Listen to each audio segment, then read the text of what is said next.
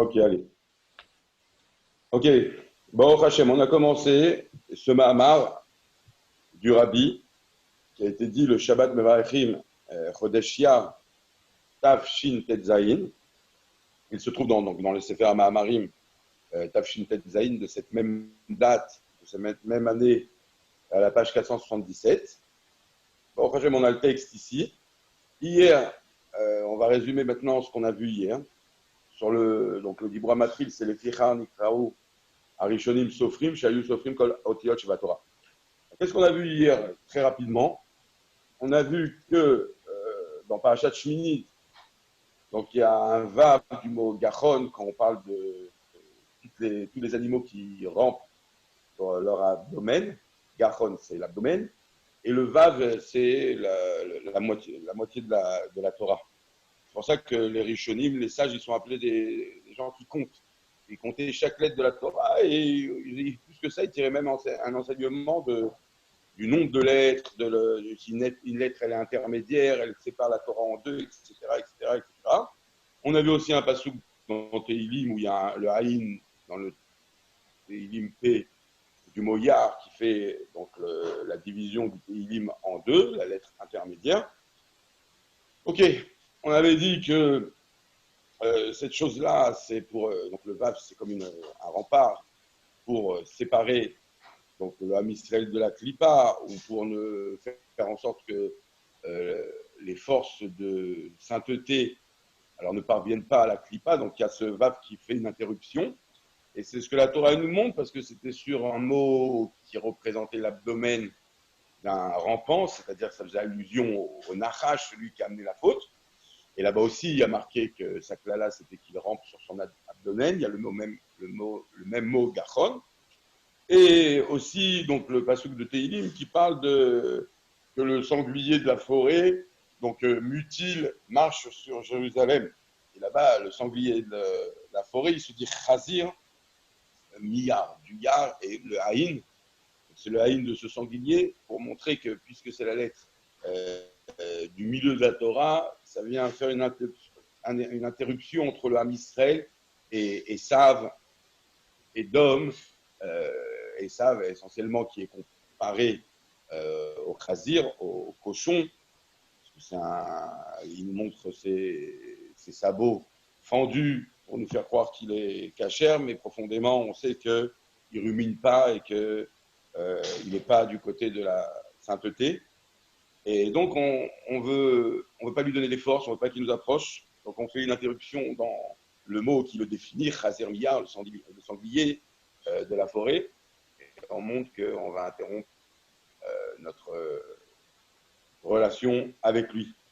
Alors, on a dit dans le Shmini, on parle quoi on verra à la fin du Mahama comment ces choses-là sont liées avec le contenu du Mahama. Alors, le contenu du Mahama, c'est qu'on a commencé à dire que dans la Torah, il y a marqué qu'il ne faut pas se souiller en mangeant ces aliments-là, des aliments impurs, non cachers.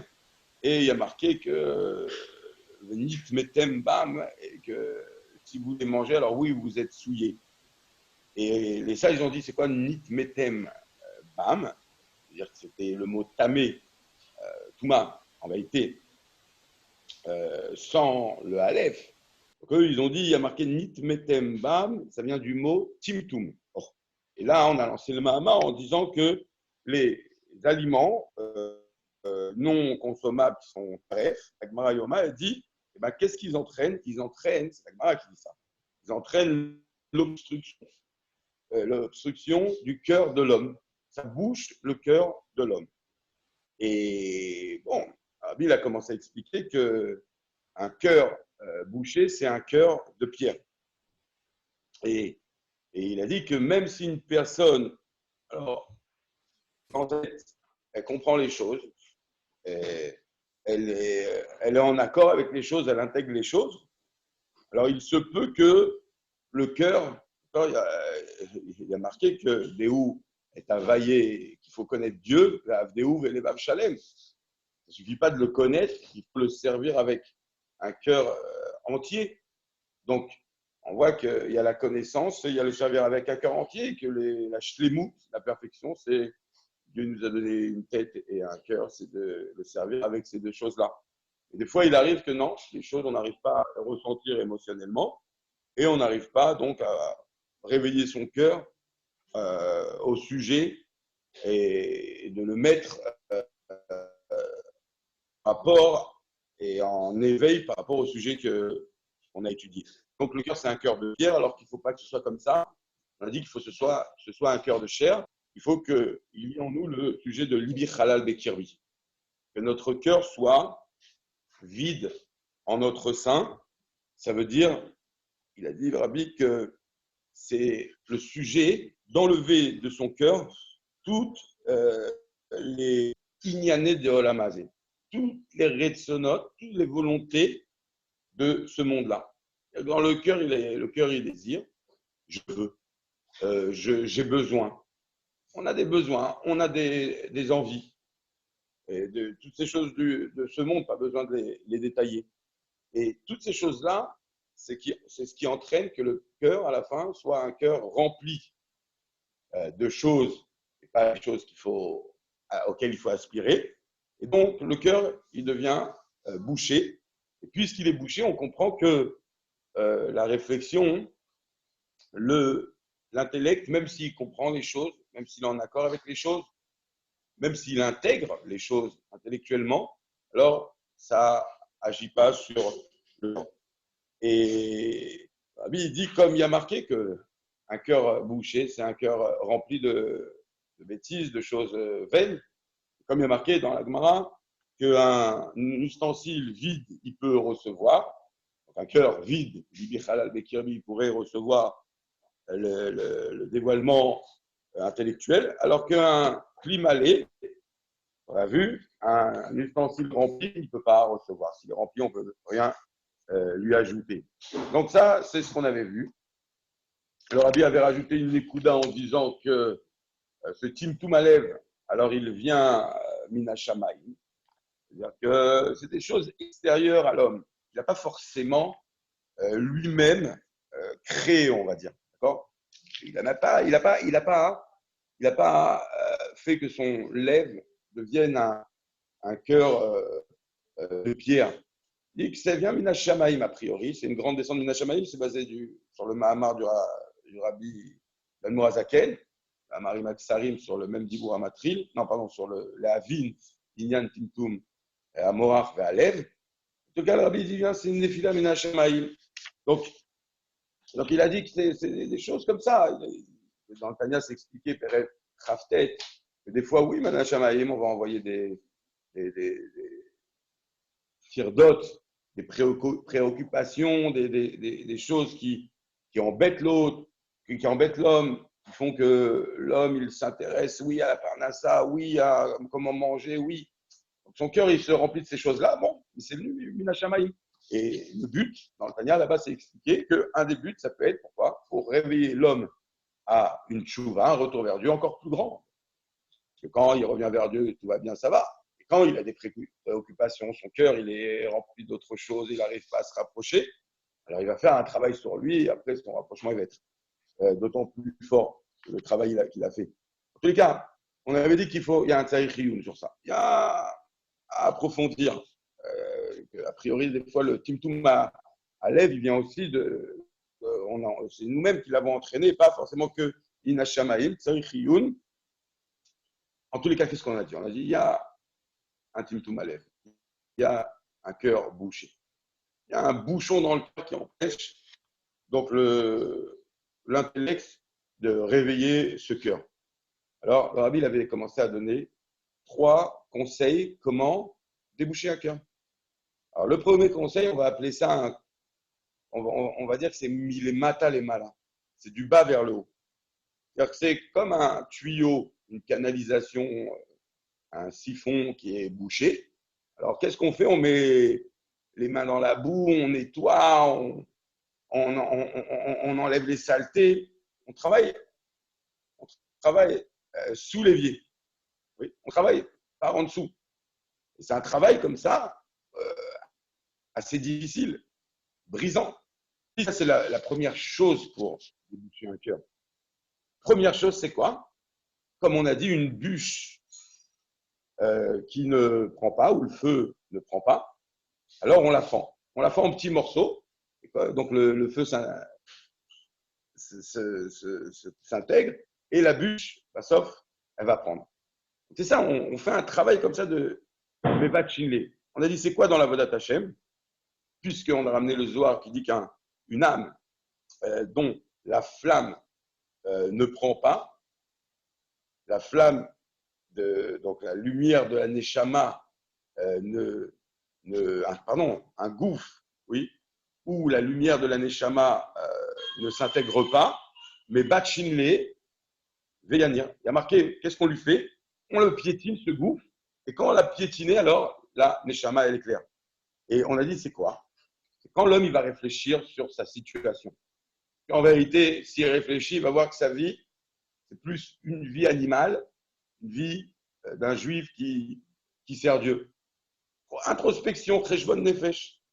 Et cette réflexion va entraîner chez lui une amertume qui va, comme le pétrifier, en vérité, le laver, lui donner envie de sortir de cette situation. Et donc, ça, c'est avoir un lève nishbar venitke, il a un lève brisé. C'est un travail sur la saleté du cœur elle-même en y réfléchissant, en comprenant qu'elle est mauvaise et en la frottant. C'est cette réflexion, le Cheshbon Nefesh. Il dit ça, c'est un premier conseil. On va l'appeler bitouche. Ça veut dire quoi? Piétiner sa situation pour comprendre que sa situation se brisait, comprendre qu'on est loin et donc par ça attendrir son cœur. Ça, c'est comment on peut enlever le bouchon du cœur. Il dit deuxième chose, c'est quoi hein? On va appeler ça mal les matins. Donc, c'est comme ce siphon, ce tuyau qui est bouché. Alors, on ne va pas mettre les mains dans le gras, dans le bouchon. Qu'est-ce qu'on va faire? On va envoyer un jet d'eau du desktop. On va envoyer quelque chose de fort d'en haut pour déboucher. Et ça, c'est la deuxième chose que le rabbi il donne comme conseil. Il dit, vous ne l'avez pas encore le texte, je vous lis la fin, il y a quelques lignes. Donc, encore un conseil, les Tim Toumalev, et oui, donnez-nous Beyanim. Il dit, c'est quoi le desktop? C'est quoi le jet puissant, le karcher, qui va déboucher le tuyau? C'est la réflexion sur des choses extraordinaires, des grandes choses, des choses très puissantes. Et dès qu'on va réussir à percevoir, donc ce n'est pas une réflexion stam qui n'agit pas sur le cœur. Là, c'est des choses, une lumière intellectuelle tellement puissante, tellement intégrée, que automatiquement, quand il va réfléchir si on parle de Dieu, mon Dieu, il est séparé du monde et il est dans toute sa grandeur. Alors là, il dit, cette lumière-là, elle a oui la force, Zebokea Gambelevaï. Ça va fendre la pierre. Ça va avoir la force d'être Bokea, de percer, de déboucher donc le bouchon. Comme on dit que c'est un sujet comme ça tellement fort, c'est lié comme ça, il dit avec le Da'at, on est tellement entêté et on a tellement intellectuellement compris et grandi la chose, ce n'est pas avoir une réflexion sur la grandeur de Dieu et une réflexion rapide. Celle-là, elle ne débouchera pas, on a dit, si on a le cœur bouché. Elle entraînera aucun réveil du cœur. Aucun. Il y a un bouchon, tac, ça ne passe pas. Le cœur, il est bouché.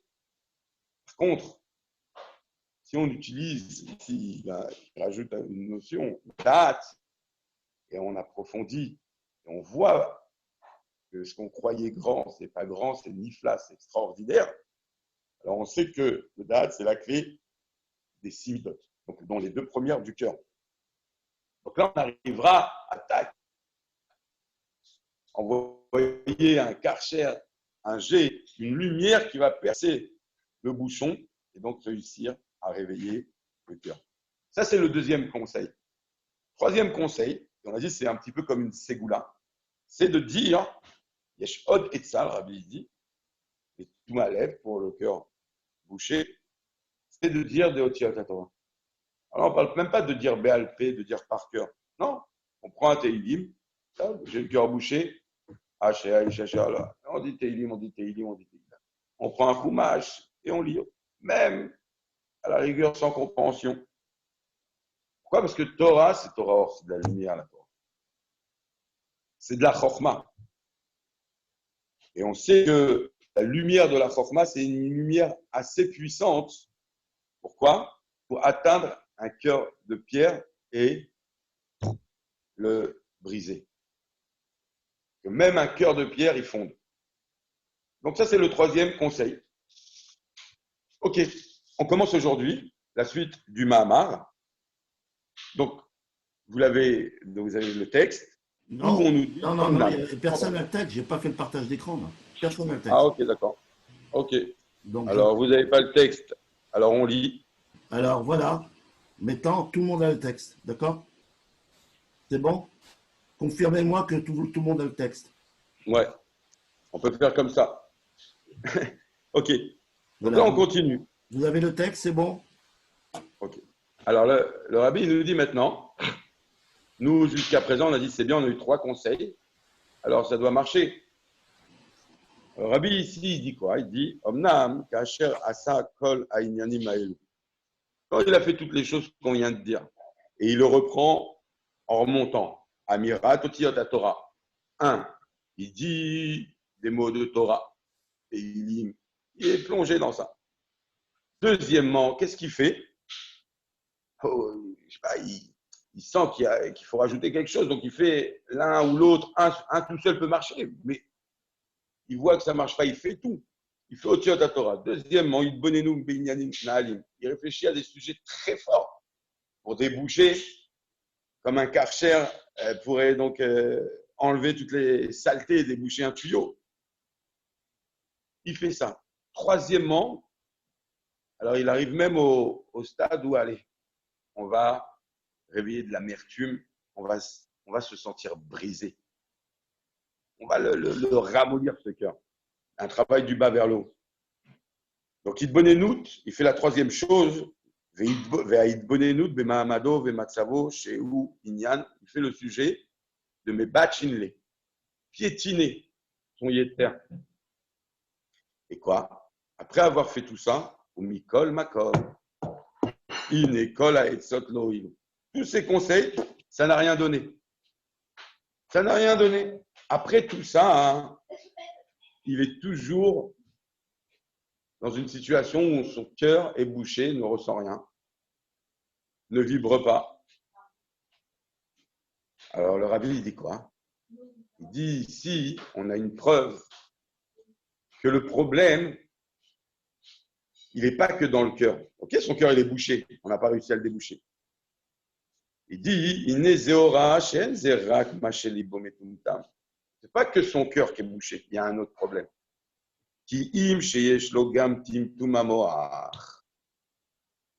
Qu'est-ce qu'il a? Il a aussi un esprit, son intellect, il est bouché. C'est pas que son cœur, on n'a pas réussi à le déboucher. Pourquoi? Parce que ton intellect, alors il est bouché.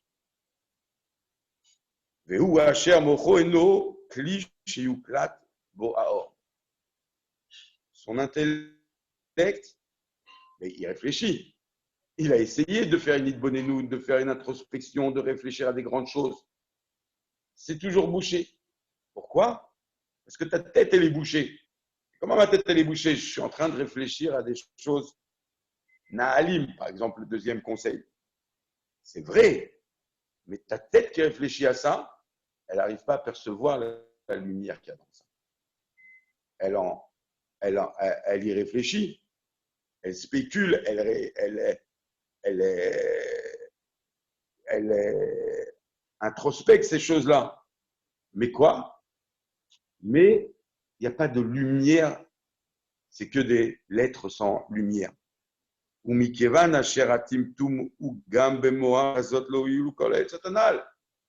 le timtum, il est dans la tête, Donc, tous les conseils qu'on a donnés pour déboucher le cœur, ça ne marche pas. Ça ne marche pas. Toi, tu veux déboucher une chose, mais il y a un bouchon encore plus haut. Et toi, comment dire, ton jet, ton flux, pas, il a même pas commencé en vérité. Donc le rabbi il dit que donc il faut maintenant s'occuper de quoi? De ce timtum amoar. Il faut déboucher donc l'intellect. Alors maintenant, pourquoi l'intellect il est bouché? Et comme on a dit, il va falloir expliquer ce que ça veut dire. On réfléchit et quoi? Il n'y a pas de lumière, donc c'est vrai qu'on ne peut pas éclairer le cœur et les.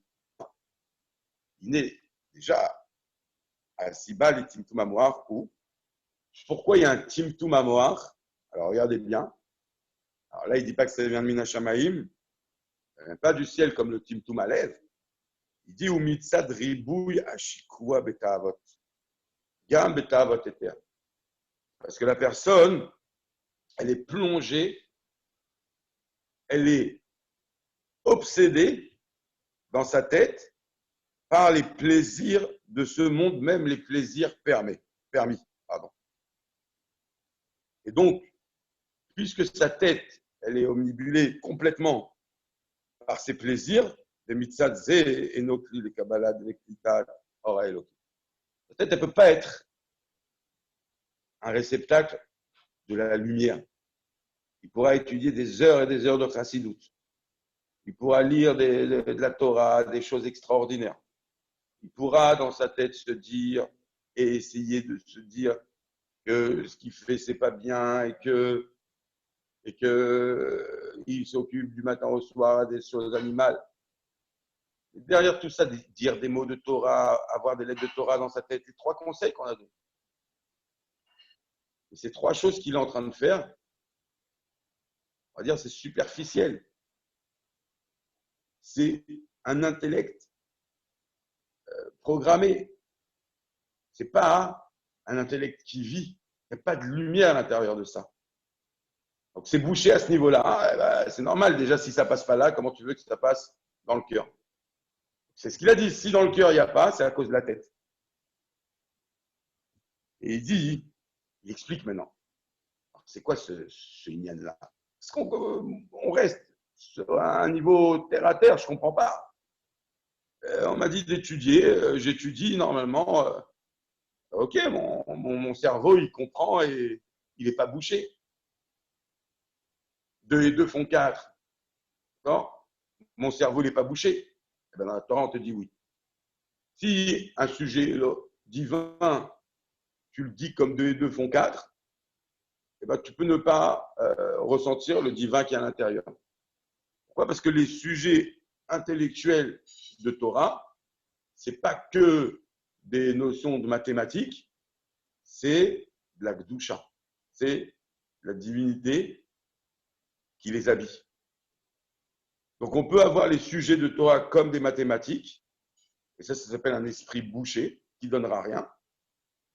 Et on peut ne pas avoir un esprit de Torah de mathématiques, qui a un esprit de mathématiques, mais c'est un esprit, un intellect qui est Oved Hashem, qui sert Dieu et donc qui ressent le or. Le problème, c'est quand est-ce qu'il est mathématique? C'est quand on est plongé dans les plaisirs de ce monde. On est dans la logique de ce monde, dans les limites de ce monde. Donc, là, le Ravi, il dit comme ça. Il dit, regardez, on peut comprendre ça. On peut comprendre ça d'après le sujet du Hamoud, du poteau, mais on va prendre ou du Nar Dinor, le fleuve de Dinor, qui se trouve entre un monde et un monde. Ok. Alors, c'est quoi ce Nar Dinor?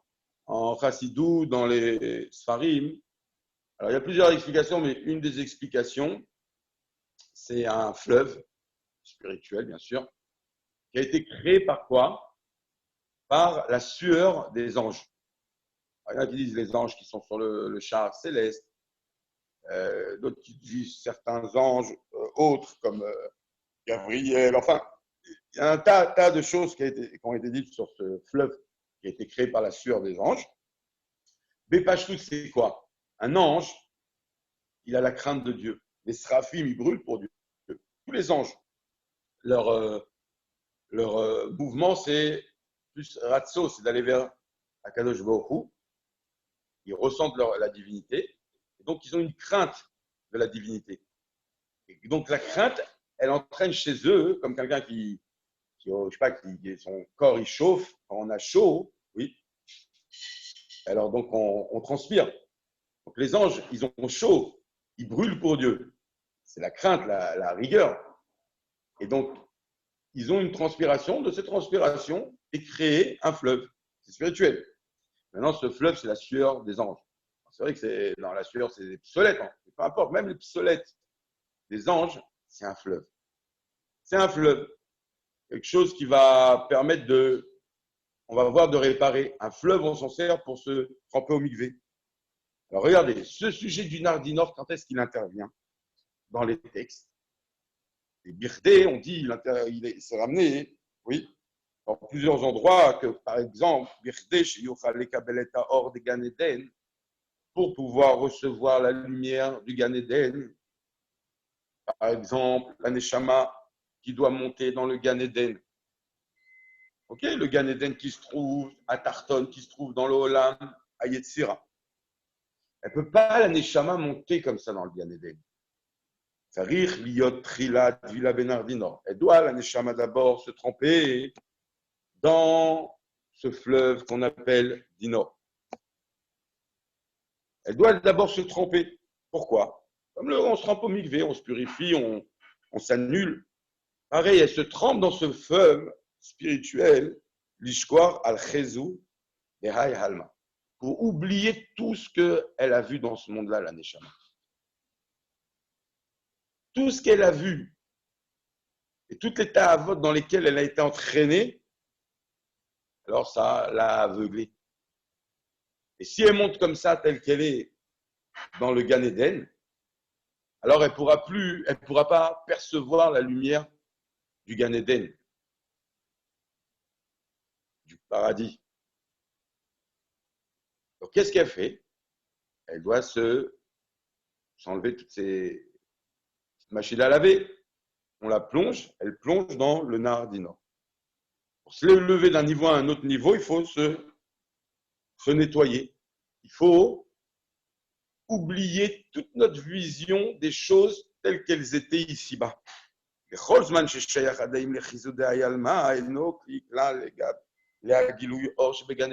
Donc sa vision des choses, c'est telle qu'on voit les choses ici-bas. Alors, elle ne change pas cette vision-là en s'annulant. Alors, une vision des choses, bien que ce soit une vision des choses, t'empêchera d'avoir une autre perception qui est une perception telle que dans le Gan Eden qui est complètement différente. Et comme on raconte dans la Gemara à propos des sages, ou al-Derer Shamrou, al-Rabbi Zera par exemple, sur Rabbi Zera, qu'est-ce qu'on a raconté là-bas?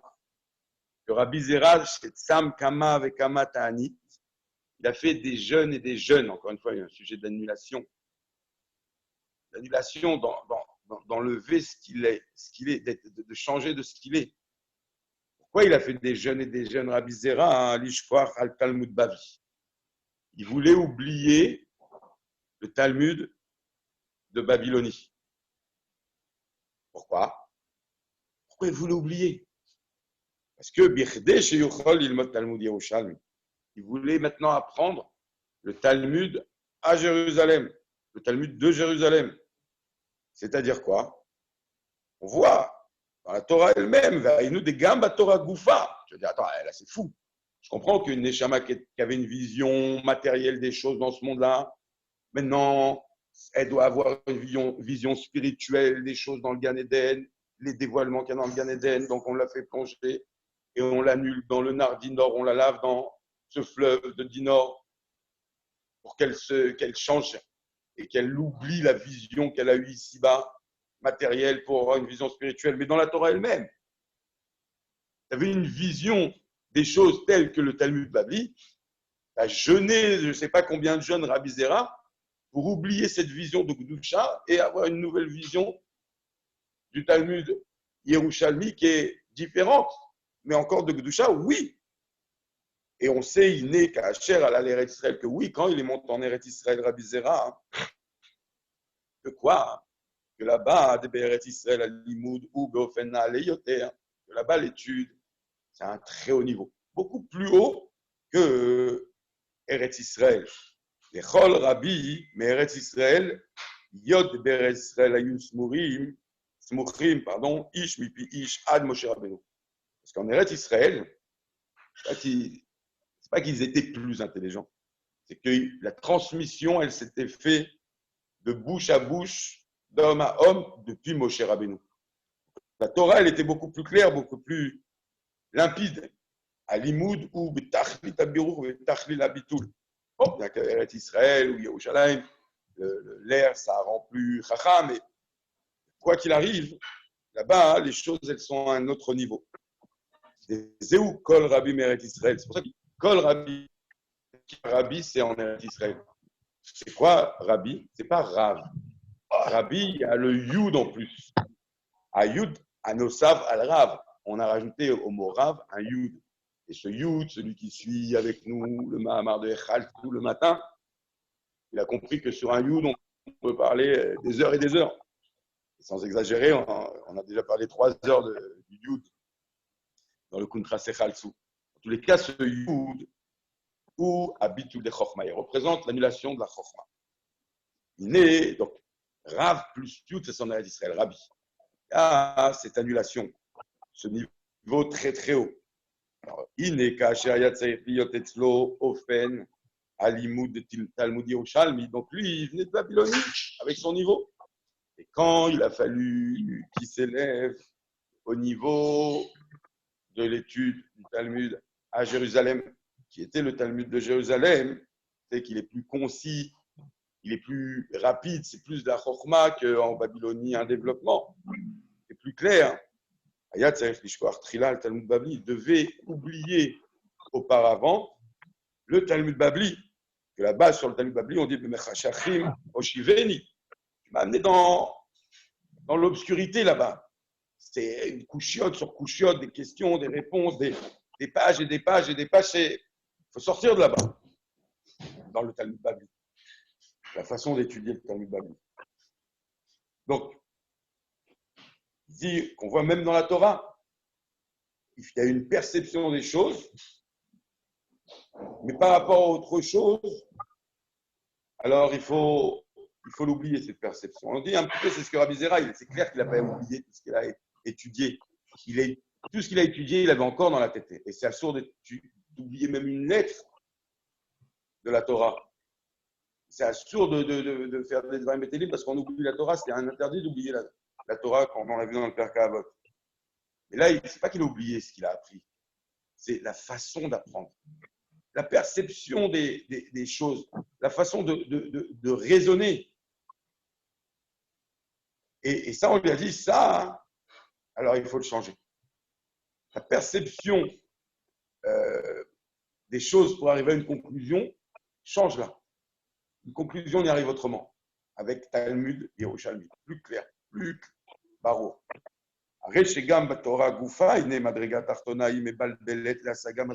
dans la Torah, à un niveau plus bas, alors que c'est de la Torah, ça peut embrouiller un niveau plus haut. Ça veut dire quoi? On vient à notre fleuve du Nord. Que quoi? Même là-bas, on a dit que la Neshama, tant qu'elle monte au Gan Eden. Mais si elle est encore liée avec toute sa perception du monde, tout ce qu'elle a vu dans le monde, la logique du monde, et ne pourra pas recevoir la lumière du Gan Eden. Pourtant, il y est au Gan Eden. Pourtant, il y a des choses qui se dévoilent.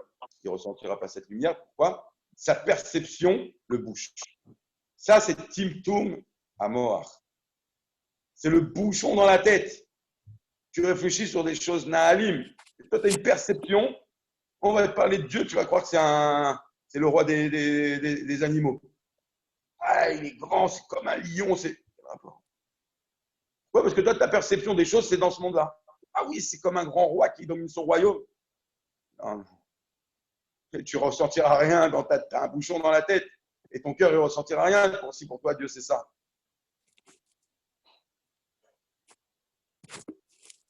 Et pourquoi? Parce que tu as une perception des choses telles qu'elles sont ici-bas. Le pisé yuvan maché à ta'avot. Donc, quand la personne, elle est plongée dans les plaisirs de ce monde, elle s'attache à ce monde. Sa vie, ça devient ce monde. Sa perception des choses, ça devient la logique de ce monde. Donc, ça entraîne même si bas, hein, les Timtum Amoar. Et sur ce Inyan-là, j'avais entendu une fois que les gens, les Juifs qui étaient à la Shoah, hein, on raconte sur certains. Et c'est une chose qui s'est révélée vraie, que beaucoup de gens, vous savez, après la Shoah, ils sont, bon, ils ont réussi à les rescaper, à certains aller aux États-Unis. Et là-bas, c'est sûr que ça a pris du temps, mais ils sont sortis un petit peu de ce traumatisme et ils ont réussi à se faire une situation et à vivre honorablement.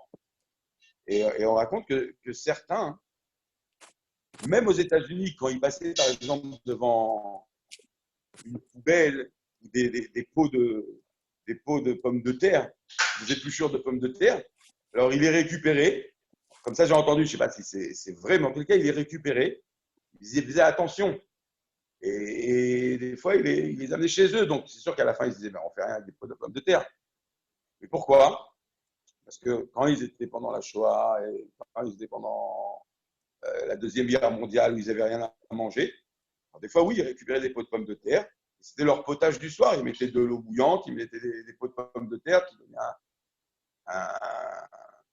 un soupçon de goût. C'était ce qu'ils mangeaient. Et ça explique que leur perception des choses, elle est devenue comme ça. Quoique, comment on se nourrit dans ce monde avec des pots de pommes de terre et de l'eau chaude. Ça les a tellement touchés, ça s'appelle manger. Et au point où il a fallu du temps que même au début de leur arrivée aux États-Unis, alors qu'ils arrivaient à vivre plus confortablement, et ben, quand ils voyaient une pot de pommes de terre, c'est leur perception des choses. Ça voile la richesse et la liberté qu'ils ont à présent. Donc c'est ça. Les ta'avot, là dans le sens des ta'avot, dans ce monde-là, hein, ça amène le Timtum Amoar. Mais Mikol, c'est quel Minyan Nardinor. Plus forte raison que le sujet de Nardinor. C'est-à-dire quoi? Parce que dans le Gan Eden, c'est juste une lueur. Et même là-bas, on te dit, les chizou de Hayalma, toute ta perception, toutes les choses que tu as vues dans ce monde-là, elles t'empêchent, si tu ne te trempes pas dans le fleuve du Nord, la Neshama, on ne la trempe pas, on ne lui fait pas oublier tout ce qu'elle a vu, il ne pourra pas voir quoi? Les dévoilements du Gan Eden qui ne sont qu'une lueur. Et Mahamar, Venenim, Mizdiva Shrina, comme on dit, quoi, que là-bas, au Gan Eden, alors on profite d'une lueur de la Shrina. Mikol Makom Inechiz ou Derayalma Mebalbel Lagil de Gan Eden. Et quand même, sur ça, on dit que la vision des choses de ce monde, alors ça nous empêche de capter cette lueur. Et Mken, alors, Yuvan ben Mikol Sheken, à plus forte raison ici-bas. Vous auriez pensé le contraire, mais c'est comme ça. À plus forte raison ici-bas, ici, quand on fait Torah ou Mitzvot, quand on comprend un sujet divin, mais que notre esprit n'est pas bouché, ce qu'on comprend, ce n'est pas une lueur. Torah ou Mitzvot, ce qu'on fait, ces choses-là à laquelle on s'attache, chez Bolamazé, alors il y a un dévoilement à l'intérieur de, pas une lueur, mais de Dieu, Batsmout. Donc, Areb et Vada, Yachar, et donc c'est clair, puisque le dévoilement c'est Batsmout, sinon on est plongé, mais ta vote, alors c'est clair que ça va embrouiller encore plus que la lueur. Parce que la lueur, elle a un rapport, même si c'est la lueur du Gan Eden, avec la vision et la perception des choses qu'il y a dans ce monde.